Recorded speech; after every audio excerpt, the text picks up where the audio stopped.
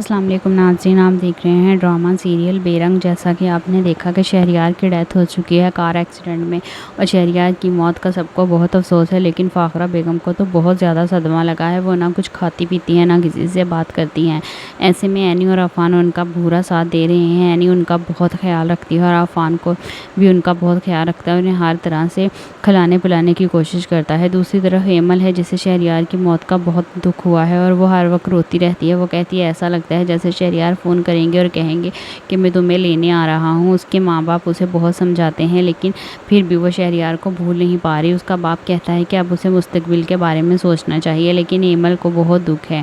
آئمہ کو تو شہریار کی موت کا ذرا سا بھی دکھ نہیں ہے۔ وہ کمرے سے جب باہر آتی ہے تو اینی اس کو منع کرتی ہے، اسے کہتی ہے کہ تمہیں نہیں پتا کہ تم بیوہ ہو، تمہیں اپنے کمرے میں رہنا چاہیے یا منہ ڈھانپ کر باہر نکلنا چاہیے۔ اس بات کا دردانہ کو بہت دکھ ہوتا ہے اور دردانہ اسے کھری کھری سنا دیتی ہے، اور دردانہ غصہ ہو جاتی ہے کہ اس نے آئمہ سے ایسی بات کیوں کہی۔ تب وہ کہتی ہیں کہ میرے ٹائم پہ تو آپ مجھے سمجھاتی تھی، اب آپ اپنی بیٹی کو نہیں بتا سکتی کہ وہ عدت میں اور عدت کیسے گزاری جاتی ہے۔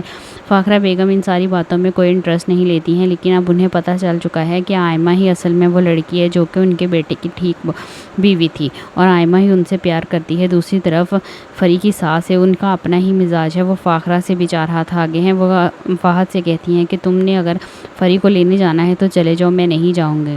آنے والی ایپیسوڈ میں آپ دیکھیں گے کہ آئمہ اور اس کی ماں مل کے اس گھر کے خلاف سازشیں کر رہی ہیں، اور وہ اپنی ماں سے کہتی ہیں کہ خالہ تو ابھی اس کنڈیشن میں نہیں ہے کہ وہ کسی کی بات پہ توجہ دے سکے، ہمیں پراپرٹی کے کاغذ چرا لینے چاہیے۔ لیکن اب فاخرہ بیگم کو بھی احساس ہو گیا ہے کہ ایمل اور شہریار کی جوڑی ہی ٹھیک تھی، اور اب اینی کو بھی وہ اپنی بیٹی سمجھنا شروع ہو چکی ہیں۔ ایسے میں کیا ہوگا؟